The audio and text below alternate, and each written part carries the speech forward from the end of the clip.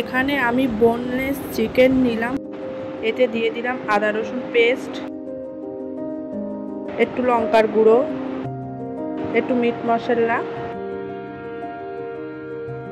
একটু লবণ,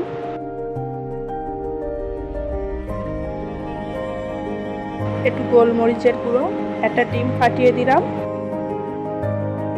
তারপর এটাকে সুন্দরভাবে ম্যারিনেট করে দিলাম। এতে কর্নফ্লাওয়ার অ্যাড করলাম, একটু বেসন দিয়ে আবার ম্যারিনেট করে দেবো সুন্দর করে।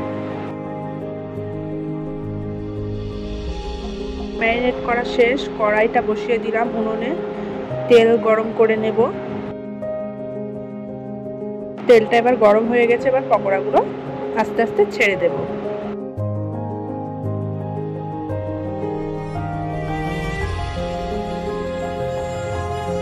একটা একটা করে দিয়ে আমি এপিট ওপিট করে উল্টে নিলাম।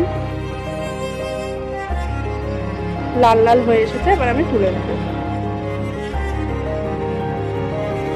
এইভাবে পকোড়াগুলো ভেজে নেব। আমার ভাজা কমপ্লিট।